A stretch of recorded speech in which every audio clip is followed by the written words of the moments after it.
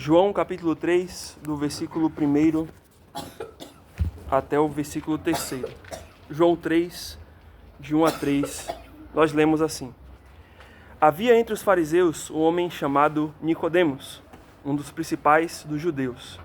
Este de noite foi ter com Jesus e lhe disse: Rabi, sabemos que és mestre vindo da parte de Deus, porque ninguém pode fazer estes sinais que tu fazes se Deus não estiver com ele.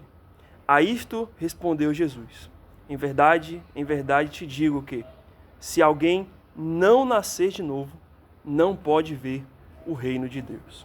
Vamos orar ao Senhor.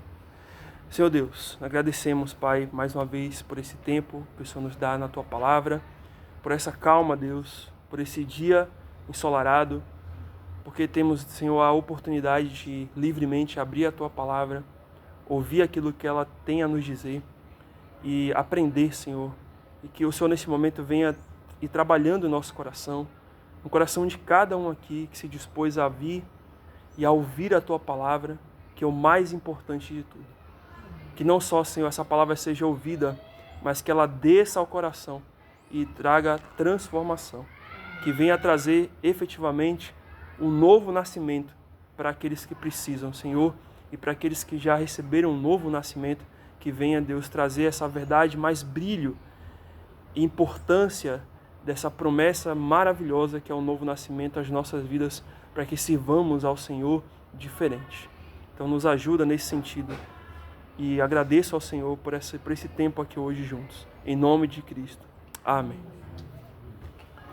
Esse texto de João, capítulo 3, não vamos ler todo o capítulo, não vamos ver tudo, mas pelo menos ali os 15 e 16 versículos iniciais. Essa é uma das narrativas mais conhecidas, bonitas e ricas que a gente encontra nas Escrituras.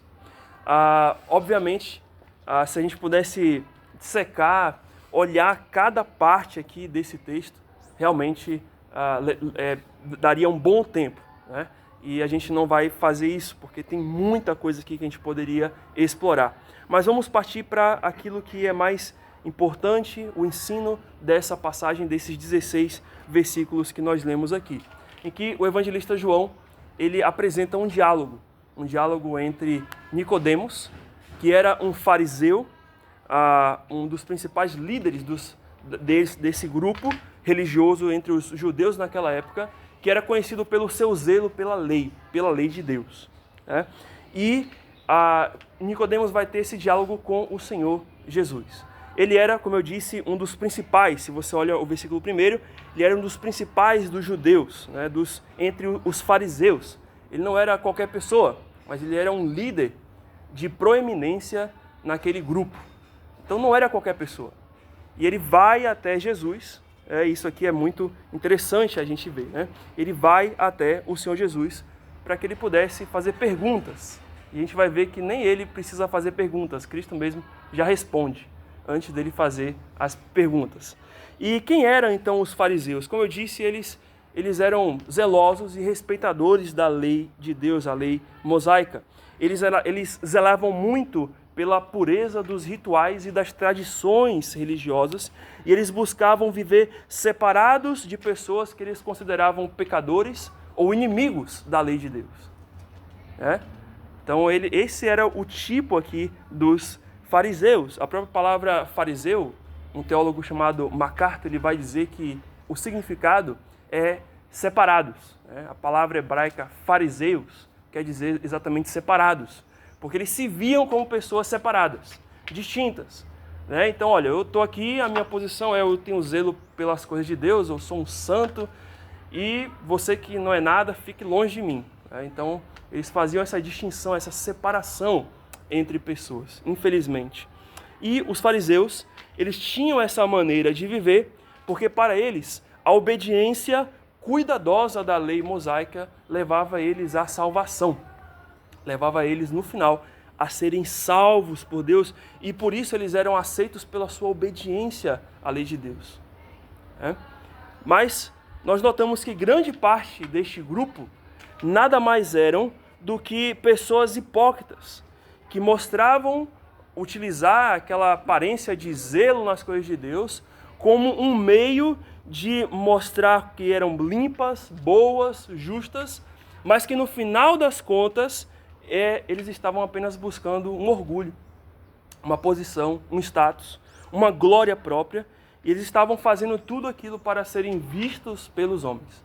Então esse é o ponto aqui que a gente encontra na história desses fariseus, né? E se você olha lá em Mateus 23, 27 a 28, você vai ver que Cristo exatamente vai falar a respeito disso, de quem eram esses fariseus. Né? De um lado eles se mostravam limpos, justos, puros, pessoas que realmente estavam obedecendo à risca a lei de Deus, mas eles estavam fazendo tudo aquilo não para agradar a Deus, mas sim para se vangloriarem, para se orgulharem, para que outras pessoas olhassem para ele e dissessem assim, olha, como ele é lindo, como ele é cheiroso, como ele é uma pessoa, uau, excepcional, eu quero ser como ele. Né? E é disso que diz lá Mateus 23, 27 a 28. Quando Cristo diz, ai de vós, e ele coloca aqui dois grupos, escribas também, né? Mas ele fala, ai de vós, escribas e fariseus. E Cristo chama eles de hipócritas, porque sois semelhantes aos sepulcros caiados, que por fora se mostram belos, mas interiormente são cheios de ossos de mortos, de toda a imundícia. Assim também vós exteriormente pareceis justos aos homens, mas por dentro estáis cheios de hipocrisia e de iniquidade. E é esse o grupo aqui, é esse um dos representantes que vai até Jesus, né? vai conversar com o Senhor Jesus. E podemos dizer que Nicodemos, a gente não conhece muito bem a história dele, a gente não tem muitos detalhes, mas é possível que ele era um dos fariseus mais sinceros, que a gente pode achar nas Escrituras. Alguém que realmente queria entender as coisas e não somente fazer aquilo para poder se achar diante das pessoas. E quando ele vê que Jesus inicia o seu ministério e ele vê que Cristo está fazendo muitos sinais, está curando muitas pessoas, está fazendo muitas coisas ali, ele para um pouco e isso desperta a curiosidade dele para ele saber o porquê. Quem é esse homem? Por que ele está fazendo isso? Não é normal as pessoas fazerem isso. Não é normal alguém fazer isso. Então, ele para e ele, se interessa em conhecer a Cristo. E é certo que, como fariseus, Cristo era uma pessoa bem vista entre eles, certo? Não. Pelo contrário, era alguém como um inimigo deles. E é tanto que Nicodemos talvez nunca tivesse a oportunidade de se aproximar de Jesus durante o dia, durante as caminhadas de Cristo, quando Cristo pregava a multidão nas ruas. Talvez ele olhasse de longe a Cristo e Cristo ficava lá e ele ficava ouvindo, mas bem de longe, mas ele não podia se aproximar. Por quê? Porque se ele se aproximasse, os outros fariseus iam olhar para ele com, olha, né, o que é isso, né? Você vai ouvir esse homem, esse pecador, esse imundo, né? Um inimigo da nossa fé, da nossa crença. Então, ele estava com medo de sentir uma represália por aquilo que, por essa aproximação que ele teria de Cristo se todos estivessem vendo essa cena. Então não é à toa que no versículo 2 de João 3, que horas ele aparece ali na casa de Cristo, né? Que horas ele visita Cristo? À noite, né? Porque à noite, o que acontece à noite, né? Muitas coisas, né? Muitas coisas podem acontecer à noite, mas geralmente à noite é o momento em que as pessoas, o dia, né, já não está claro, ninguém consegue se ver muito bem, ainda mais naquela época que não tinha lâmpada, né, energia elétrica nas ruas, eram só a base de velas ou de tochas. Então era um momento em que tudo estava escurecido e ninguém estava andando na rua. Hoje é diferente, né? Mas ninguém estava na rua, naquelas andando na rua e tudo mais. Então ele conseguiria ir até Cristo sem que ninguém pudesse vê-lo, certo? Então note que a preocupação dele, né, é essa questão, né? Olha, eu tenho que ir a Cristo, eu estou curioso para poder saber, mas ao mesmo tempo eu não quero ser visto. Quero ficar aqui na surdina, quietinho. Com toda certeza ele foi bem encapado para que ninguém pudesse nem ver o olho dele, né, a bola do olho dele, para não reconhecer ele como um dos principais fariseus que estava visitando a casa de um inimigo. Então, notamos que ele bate a porta de Cristo, né, imaginamos isso, ele vai ter com o Senhor, e ele, ao encontrar Cristo, ele diz no versículo 2, Rabi, sabemos que és mestre vindo da parte de Deus. E isso aqui é bem interessante, que ele chama o seu Jesus de Rabi. Que Rabi quer dizer mestre, né? É a palavra hebraica para mestre. É uma forma respeitosa de tratar alguém que tinha um certo conhecimento elevado, né? Ou admirado. E esse título, quando Nicodemos fala a Cristo Rabi, indicava não só um respeito, mas Nicodemos não tinha compreensão com quem ele estava falando naquele momento. Ele não fala assim, Senhor. Ele não fala assim, Filho de Deus, que são títulos para Cristo, né? Ele não fala assim, Messias, mas ele fala Rabi. Porque, de fato, Nicodemos não via Cristo ainda como o Senhor, como Deus, como Filho de Deus, mas o via como um profeta e como um mestre. E apesar disso, Nicodemos testificou de que os feitos de Cristo não eram comuns a qualquer pessoa, ou seja, eram coisas incomuns, e aquilo só poderia vir de Deus, porque ele diz, olha, sabemos que és mestre vindo da parte de Deus. E note que ele não diz, eu sei, né? Eu sei que tu és mestre vindo da parte de Deus. E ao que tudo indica, é bem possível que talvez tinha uma grande parcela dos fariseus, ou alguns fariseus, que também viam os feitos de Cristo como feitos de alguém vindo da parte de Deus. Era incontestável aquilo. Mas talvez eles não tivessem a mesma coragem de como Nicodemos, irem até a casa de Cristo para poder falar com ele.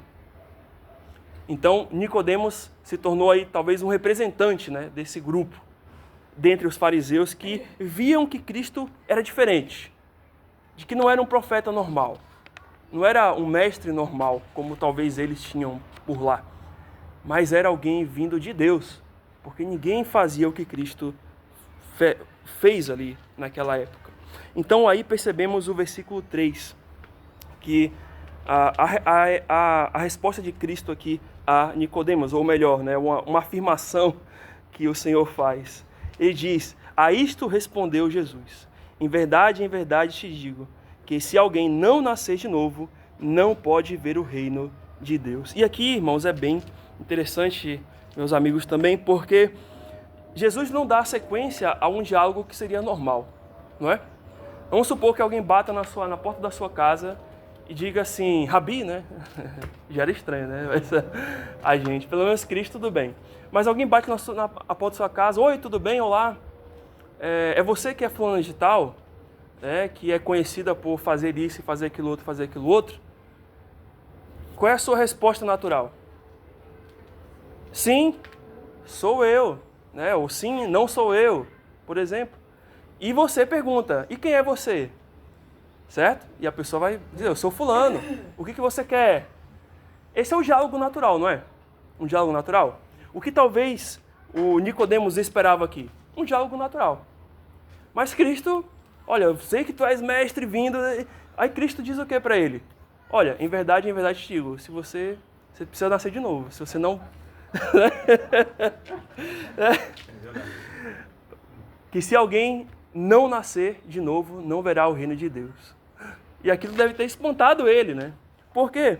Porque exatamente Cristo vai ao cerne da conversa, ao coração, ao centro da conversa, da dúvida que pairava no coração de Nicodemos. E a dúvida que pairava no coração de Nicodemos, antes mesmo dele perguntar qualquer coisa, era exatamente a respeito da mudança, ou de como se dá a mudança ou a transformação espiritual do coração para ser aceito por Deus.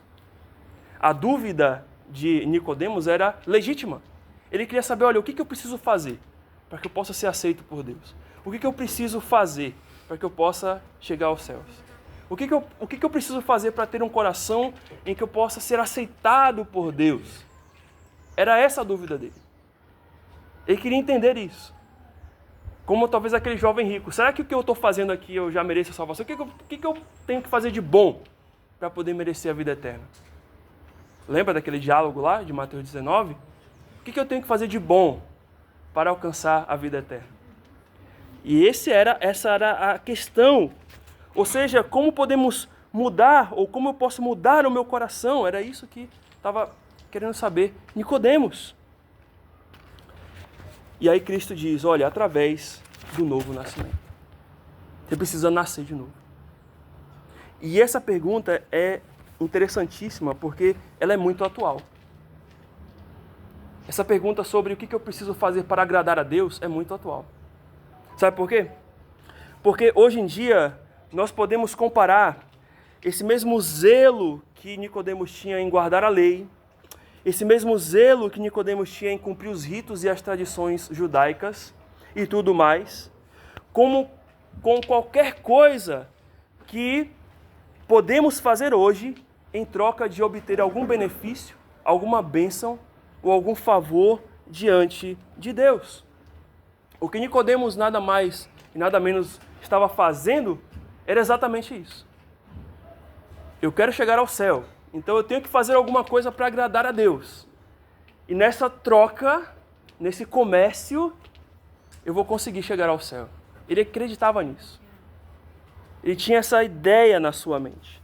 E essa é uma atitude de comercializar com Deus. E não tem muita gente fazendo isso hoje? Comercializando com Deus? Eu faço algo que Deus quer e Ele me dá algo que eu quero. Certo? E isso não é uma adoração verdadeira. Isso não é uma adoração genuína. Isso não é ter um relacionamento com Deus. Isso é um negócio. E eu te provo isso daí.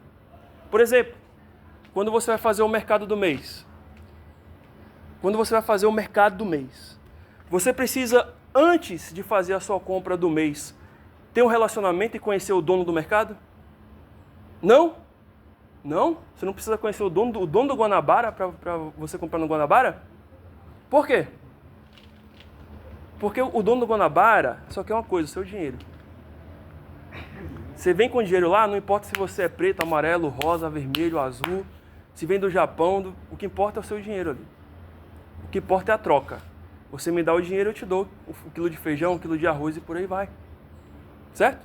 Não é à toa que a propaganda do Guanabara, né? Eu até brinco com a minha esposa, é bem engraçada, né? Guanabara, mentira. Só se tiver dinheiro. Vai lá sem dinheiro, se vai ser tudo por você mesmo. Não vai ser tudo. É? Tudo por você se você tiver dinheiro. Mas se você não tem, já era. Então note que as pessoas fazem isso com Deus, do mesmo jeito. O que eu preciso fazer de bom? O que eu preciso, sabe? O que eu tenho que fazer para poder merecer Deus? Para poder merecer as bênçãos de Deus? E o que tem de gente aí, passando óleo na cabeça, tomando água orada, fazendo 1001 estripulia, vendendo coisa, sacrificando o seu próprio dinheiro para oferecer no altar do não sei o que lá, para Deus dar, triplicar, quadruplicar mais. E no fim de tudo, o que eles estão fazendo? Uma troca. Uma troca. Enquanto o que Deus quer da sua vida é um relacionamento com Ele. Enquanto o que Deus quer da sua vida é que você o ame como um pai e Ele vai te amar como filho ou como filha. Você ama os seus pais? Você continuava a amar os seus pais quando eles não te davam aquilo que você queria? Ou você só amava porque os seus... Não, eu só amo meu pai e a minha mãe porque eles me dão coisas. Isso é amor? Isso é um comércio, né? Então, meus pais me dão o que eu quero e de volta eu dou amor para eles. E não é assim. Nem sempre quando eu recebia o que meus pais... Aliás, o que eu queria, né, os meus pais não tinham, eu não deixava de amar. E é assim com Deus também. Muitos judeus, como Nicodemos, se viam nessa visão de comércio de Deus. Exatamente nisso. Cumprindo os mandamentos da lei para obterem algum favor de Deus, ao invés de terem um verdadeiro relacionamento com Deus. E muitas pessoas hoje estão fazendo isso. Sacrificam coisas para obterem algo de Deus, motivadas por um relacionamento não de amor, mas de puro interesse pelas coisas dessa vida, com intenção errada. E a obediência dessas pessoas, como a obediência de Nicodemos e muitos naquela época, era visando o que Deus poderia dar e não quem Deus realmente era. E essa é uma diferença de adoração. E essa é a verdadeira adoração, é você adorar por quem Deus é. Obviamente a gente adora Ele pelo que Ele faz, mas primeiramente por quem Deus é. E em gratidão a Ele é que eu sirvo a Ele. Não porque Ele vai me dar alguma coisa, mas eu sirvo a Ele por quem Ele é, pelo que Ele já fez na minha vida. Sobretudo para aquele que conhece a verdade do Evangelho. No final, essas pessoas, elas não queriam Deus, mas elas queriam o que Deus poderia dar para elas. Elas são motivadas pelas suas cobiças do coração e transformam Deus em um ídolo, que pode ser chamado também de garçom, porque todo ídolo é um garçom. Pode ter certeza, todo ídolo é um garçom. Se ele não te dá mais o que você quer, você se levanta da mesa e vai para um outro canto, para onde você vai encontrar aquilo que você quer. Não é assim?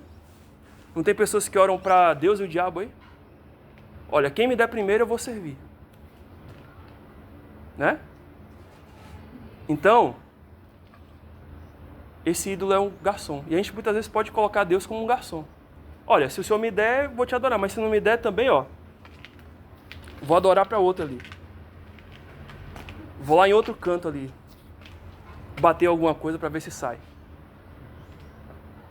Não é assim? Isso não é adoração. Isso é interesse. Isso é cobiça. O que Deus busca é adoradores. Está na sequência, João 4, né? Adoradores que o adorem em espírito e verdade. Ele é o dono da prata e do ouro. Ele já te deu, se você crer nele, a maior de todas as bênçãos, que é a vida eterna. Então ele pode conceder tudo. Mas ele está buscando pessoas que o adorem. Não por aquilo que ele pode dar, mas por aquilo que ele é. E aqui, podemos ver que o sacrifício que tem valor real para Deus é o que está lá em Salmo 51, 17, que diz: sacrifícios agradáveis ao Senhor são um espírito quebrantado, um coração compungido e contrito, não o desprezarás, ó Deus. É isso que é aquilo que agrada a Deus. É um coração compungido, contrito, um coração quebrantado. Um coração que sabe quem é. Um coração que reconhece seus pecados. Porque quando Davi escreveu isso, ele estava como? Se arrependendo dos seus pecados. Que sabe a podridão que é o seu coração. E como é criado esse coração quebrantado. E como é criado esse coração compungido e contrito, que ama realmente a Deus pelo que Ele é, e não por aquilo que Deus pode fazer. É através do novo nascimento. Se quisermos ser aceitos por Deus, ter a nossa vida transformada em um relacionamento de amor com Deus, nós precisamos nascer de novo. Sem esse novo nascimento, a gente não consegue. Sem esse novo nascimento, nós não conseguimos ser aceitos ou agradar a Deus. Adorar a Deus genuinamente, como Ele nos pede. E como é que esse novo nascimento acontece? É exatamente isso que o Senhor Jesus vai explicar a Nicodemos na continuação dos versículos aqui. E eu gostaria de ver com vocês, pelo menos, duas apresentações ou duas ações que ocorrem no coração daquele que é nascido de novo, certo? Na sequência do diálogo. E o versículo 4 de João 3 nos diz o seguinte: logo depois que Cristo, de forma repentina, diz ali a Nicodemos, sobre o nascer de novo, então perguntou-lhe Nicodemos, versículo 4, como pode um homem nascer sendo velho? Pode, porventura, voltar ao ventre materno e nascer segunda vez? Interessante essa pergunta, né?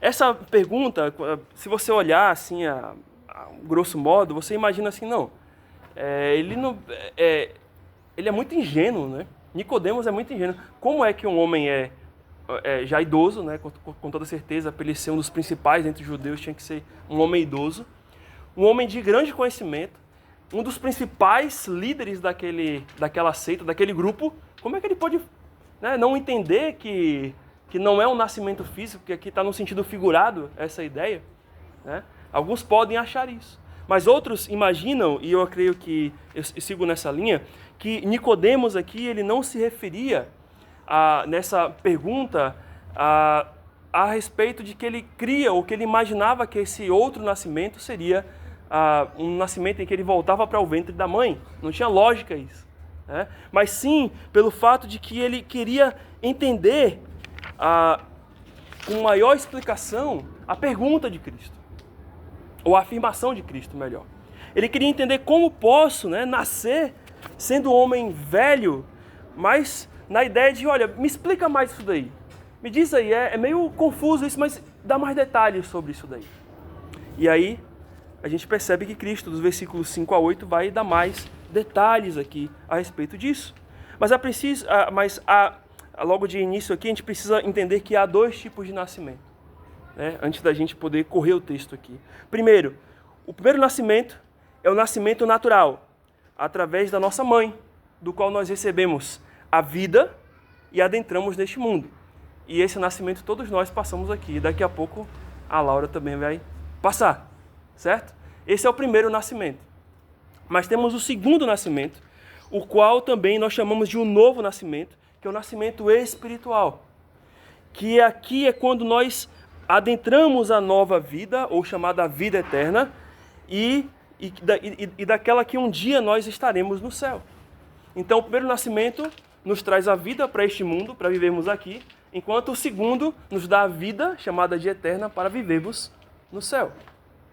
Certo? Aqui, claro, ele fala sobre o conceito do que é o reino de Deus. Eu não queria aprofundar nisso daqui, mas a gente pode entender a questão do reino de Deus, ou sendo o reino dos céus. Certo?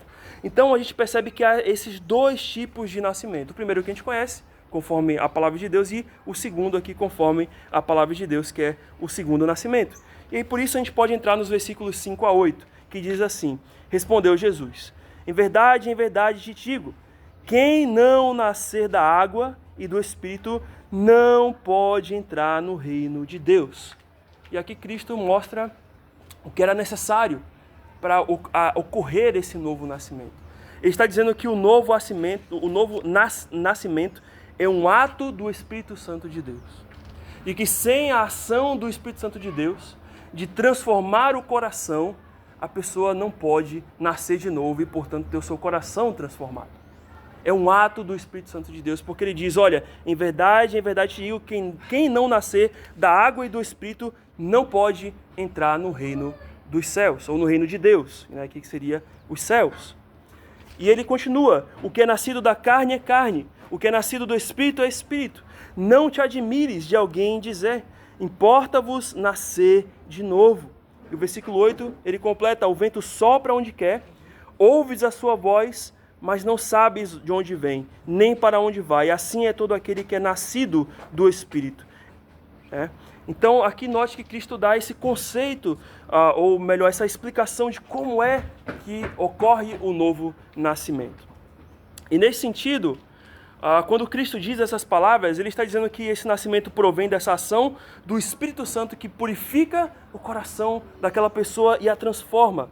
A água aqui que é mencionada por Cristo não é algo diferente do Espírito. Quando ele fala aqui de água e Espírito, quem não nascer da água e do Espírito, ele está usando de uma maneira figurada. Porque no Antigo Testamento, os rituais de purificação eram feitos através de água. E não é à toa também que há esse simbolismo no Novo Testamento através do batismo, certo? Então, não quer dizer que ele precisava ser nascido da água, que muitos têm essa ideia talvez de ser batizado, e depois nascer do Espírito.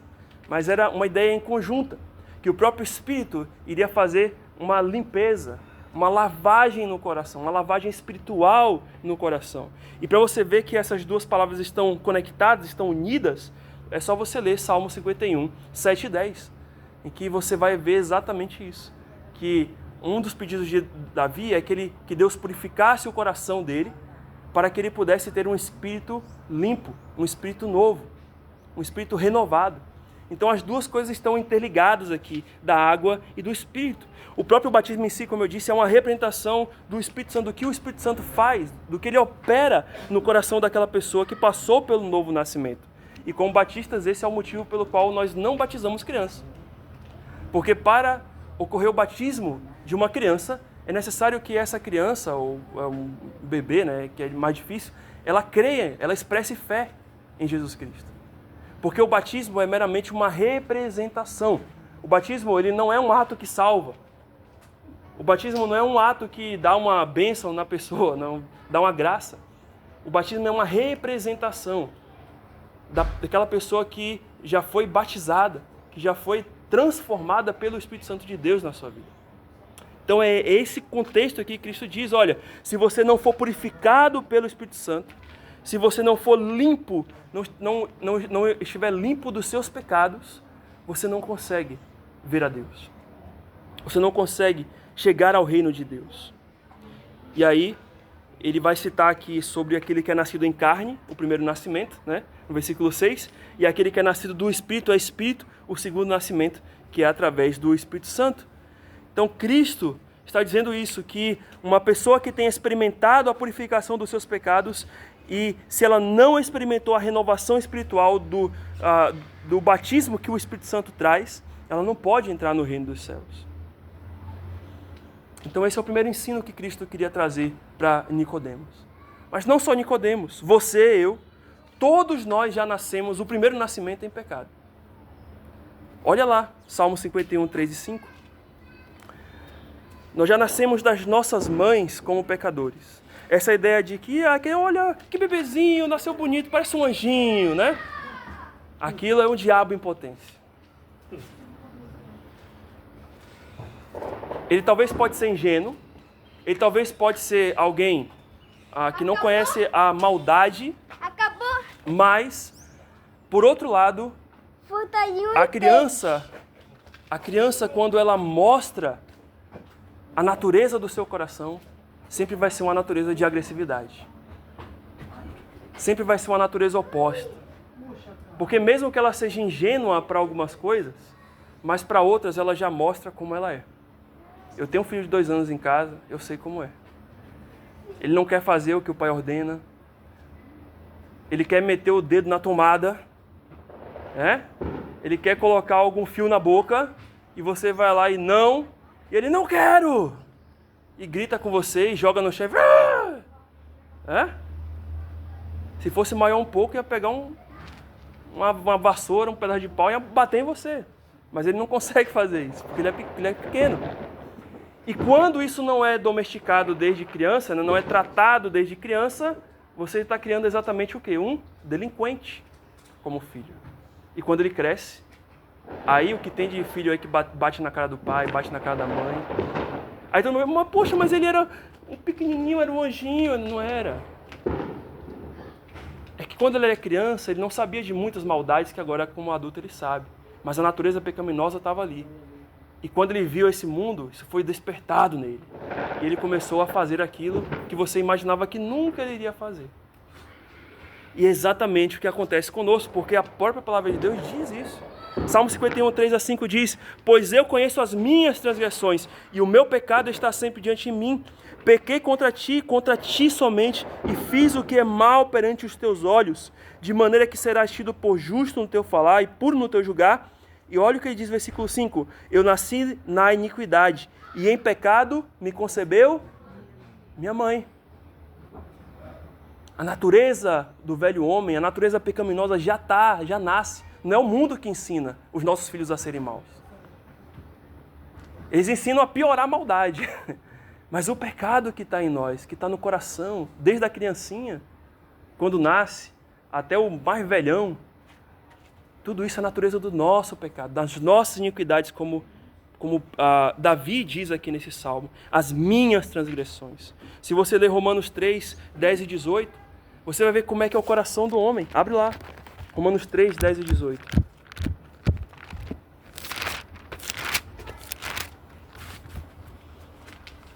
Romanos 3, versículo 10 diz, como está escrito, não há nenhum justo, nem o sequer. Não há quem entenda, não há quem busque a Deus. Todos se extraviaram a uma vez e se fizeram inúteis. Não há quem faça o bem e nunca peque, né? Ou nenhum sequer.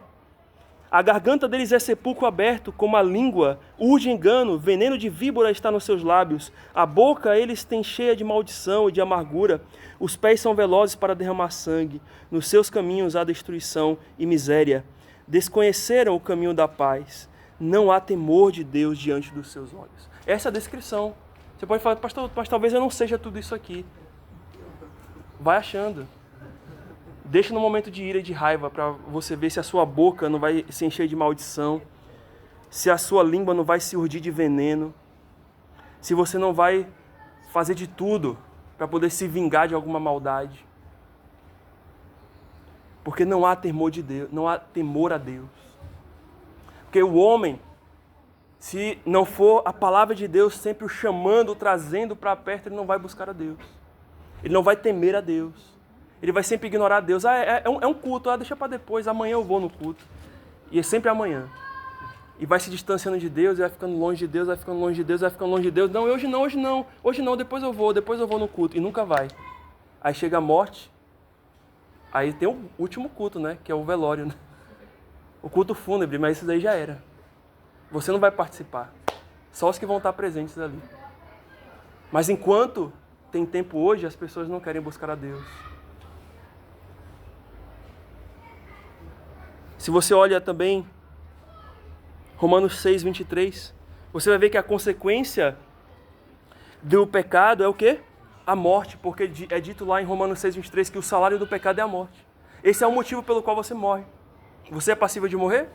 Ou você, não, eu não vou morrer não, eu tô aqui, olha, pode tomar 10 tiros aqui, eu não morro não. Posso pegar a pior doença que eu não vou morrer. Não, todos nós somos passíveis de morrer.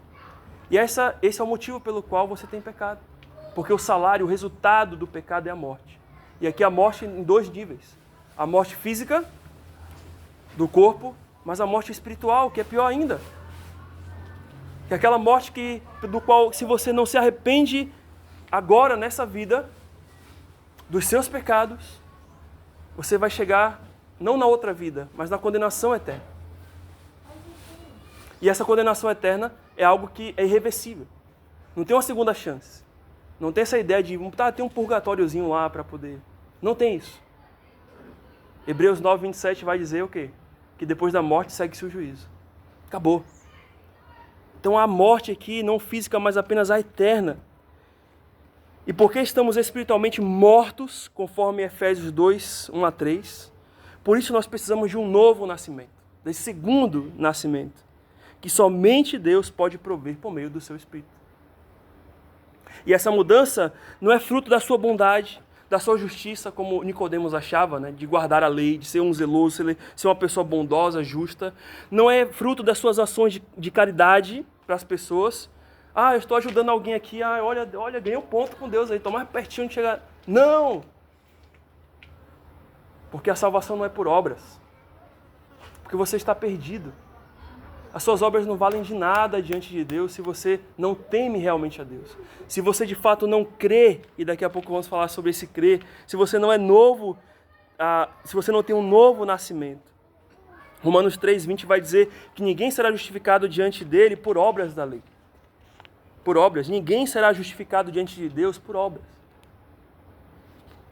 Porque é através da lei que vem o pleno conhecimento do pecado. Então, no versículo 8, é dito que esse Espírito Santo que dá esse novo nascimento é como o vento. Se você notar lá em João 3:8. Olha lá, em João 3:8. É dito o seguinte.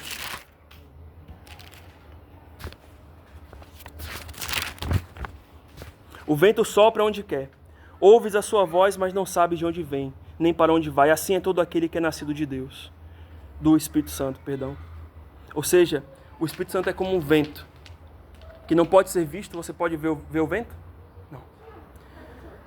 Mas ele pode ser sentido. Ele pode ser visto através da transformação que ele causa na vida da pessoa. Você já viu aquela pessoa que era totalmente torta, que você falou assim, não tem jeito nenhum.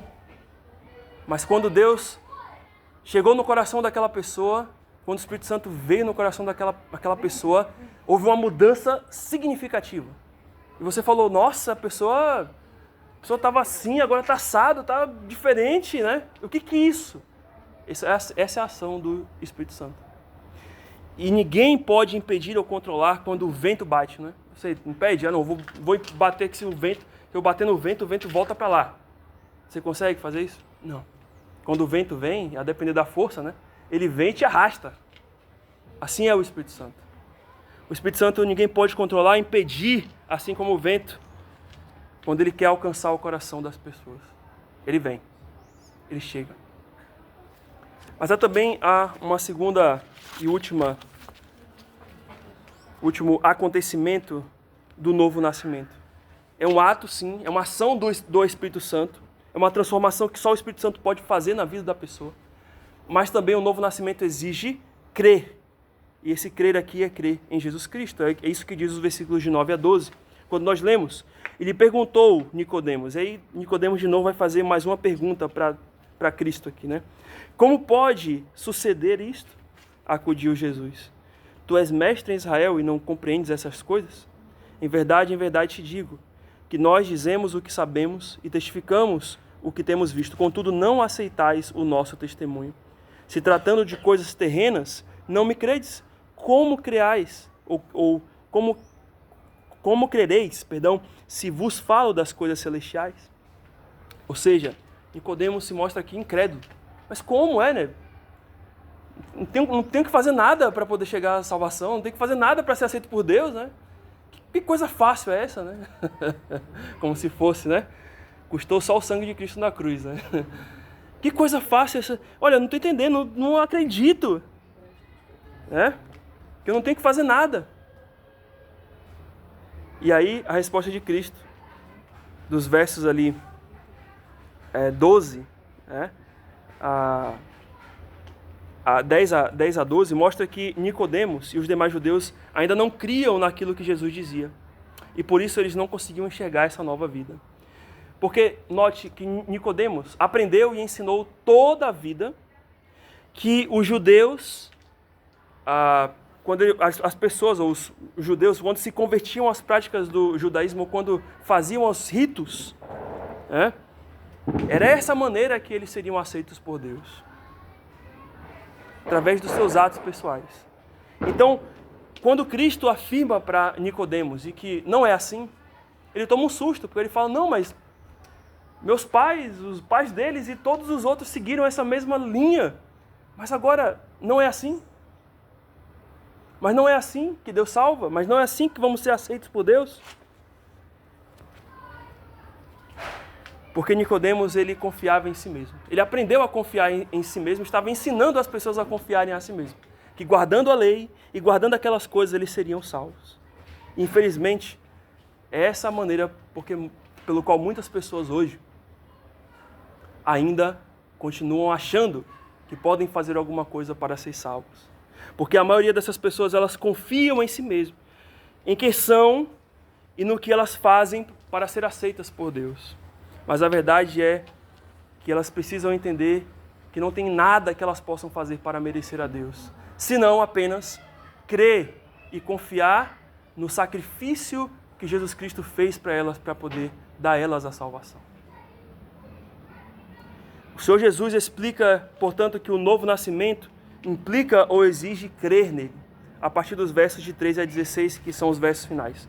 Quando nós lemos assim, ora, ninguém subiu ao céu, senão aquele que de lá desceu, a saber, o Filho do Homem que está nos céus. E do modo por que Moisés levantou a serpente no deserto, assim importa que o Filho do Homem seja levantado, para que todo aquele que nele crê tenha a vida eterna. E aqui Cristo mostra do porquê que Nicodemos e todos nós aqui precisamos crer em Cristo para sermos salvos. Ele dá aqui dois motivos, ou duas razões, porque Nicodemos tinha que crer nele. Primeiro, porque ele é Deus. Versículo 13 diz o seguinte, como a gente leu agora há pouco, ora, ninguém subiu ao céu, senão aquele que de lá desceu. E quem era que desceu do céu? Cristo. E aí ele continua, a saber, o Filho do Homem que está no céu. Aí agora embolou tudo, né? Como assim, né? Ele desceu do céu, mas ele está no céu? Que negócio é esse, né? Como é que eu e você, né? Impossível, eu estar aqui e estar na minha casa agora. Mas Cristo fala mais ainda, olha, eu estou aqui e estou no céu. Como é que isso ocorre? E a questão aqui é, claro, Cristo estava afirmando a sua identidade divina. Ele está falando para Nicodemos, olha, quem está diante de você é o próprio Deus. Quem está diante de você é aquele que tem a vida nas mãos. É aquele que pode dar um novo nascimento. Então, por isso que você precisa crer em mim e crer nisso que eu disse agora. Então, não confie em si mesmo, confie em mim, porque eu sou Deus e eu posso te dar a vida. Em resumo, seria isso. E aí, depois, ele vem, nos versículos 14 e 15, e ele diz do porquê que Nicodemos queria crer nele, e o segundo motivo é porque Jesus é a salvação. Porque ele é a própria salvação. Versículos 14 e 15 diz, e de modo porque Moisés levantou a serpente no deserto, assim importa que o Filho do Homem seja levantado para que todo aquele que nele crê tenha a vida eterna. E aqui Cristo ele vai citar uma história do povo judeu lá no deserto, lá em Números 21, versículos 5 a 9. Onde o povo peca contra Deus, reclama de Deus, e aí o que Deus vai fazer? Vai lançar sementes, umas cobras, umas serpentes abrasadoras, que vão morder, e ela fala morder, a gente pensa a ideia de uma cobra que pica, mas lá elas mordiam, talvez tinha dente, não sei o que era, mas de morder aquelas pessoas, e quando mordiam, aquelas pessoas ficavam doentes e muitas morriam, e muitas morreram por conta desse evento. Então o povo reconhece aquele pecado diante de Deus. Eles pedem para que Deus, através de Moisés, pudesse retirar aquelas serpentes do meio deles. E aí Deus vai responder a Moisés, a oração de Moisés, e diz o seguinte, olha Moisés, peçam para eles fazerem uma serpente de bronze e colocarem numa haste e esticarem essa serpente bem para o alto. E todo aquele que olhar para essa serpente não morrerá, mas viverá. E aí Cristo diz, do mesmo modo que Moisés levantou a serpente, assim importa que o Filho do Homem seja levantado. E quando isso aconteceu? Quando ele morreu na cruz. Certo? Do mesmo modo, no deserto, dessa vida, vamos dizer assim, que é o mundo, o Senhor Jesus Cristo, que representa aqui a serpente de bronze, ali de Números 21, havia de ser levantado naquela cruz para que todo aquele que olhasse para ele não morresse, mas tivesse vida. E experimentasse assim do novo nascimento. E é exatamente isso que ele diz, no versículo 15 e 16. Para que todo aquele que nele crê tenha a vida eterna. E no versículo 16, que é o mais conhecido de todos, diz, porque Deus amou o mundo de tal maneira que deu seu Filho unigênito para que todo aquele que nele crê não pereça, mas tenha a vida eterna. Ou seja, para que você possa experimentar do novo nascimento, é preciso que o seu coração seja mudado por Deus.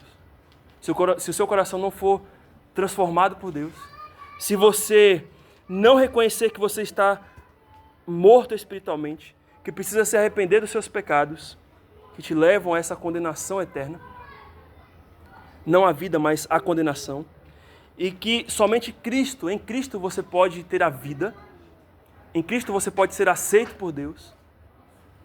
Então, se não tiver nenhuma condição dessa, você não pode chegar à salvação. Você não pode chegar a agradar a Deus. Você não vai conseguir pelas suas próprias forças. É esse o ensino do novo nascimento. O ensino do novo nascimento nos mostra isso. Que Deus precisa nos transformar. Que essa transformação é um ato do Espírito Santo e que ela exige fé. Ela exige que eu e você creia nesse Senhor Jesus Cristo. Creia que Ele é capaz de mudar a minha vida. Creia que Ele é capaz de transformar tudo em meu coração. Para aqueles que não conhecem a Ele ainda, esse é o meio pelo qual você vai conhecê-lo. Esse é o meio pelo qual você vai se agradar e vai agradar a Ele. Mas para aquele talvez que já passou pelo novo nascimento, essa é uma lembrança que devemos ter daquilo que Cristo fez por nós nos salvando na cruz. e lembrar de que essa obra do novo nascimento ocorre todos os dias também em nossa vida, porque a todo momento, agora no novo nascimento, nós estamos deixando o velho homem e nos revestindo desse novo homem. Quando nós nascemos, não nascemos já que nem o Mateus, né? Grandão, mas nascemos pequeno e vamos agora crescendo na caminhada com Deus, até sermos maduros, homens maduros, até chegarmos à glória eterna. Então é isso que Cristo queria ensinar a Nicodemos aqui, que não é pelo seu esforço, que não é pelas suas obras que você chega a Deus, que não é que, Deus, eu sou uma pessoa tão boa, Deus não vai me impedir de chegar no céu. Tome cuidado com isso, porque não é assim. A salvação é crer no Filho de Deus, é crer que Ele, lá na cruz, quando Ele esticou os braços e derramou o seu sangue, foi por você, foi por mim. Ele pagou o preço dos teus pecados que era impossível ser pago. Só Ele pode salvar. Então creia nisso. Vamos orar ao Senhor. Senhor Deus, nós agradecemos pela Tua palavra, agradecemos pelo novo nascimento que temos em Ti. Porque o Senhor nos permitiu, para aqueles que creem em Jesus Cristo como Senhor e Salvador, uma transformação verdadeira e real que acontece por meio do Teu Espírito. E quando cremos em Jesus Cristo como nosso Senhor e Salvador. Te pedimos, Senhor, que o Senhor fale a cada coração aqui.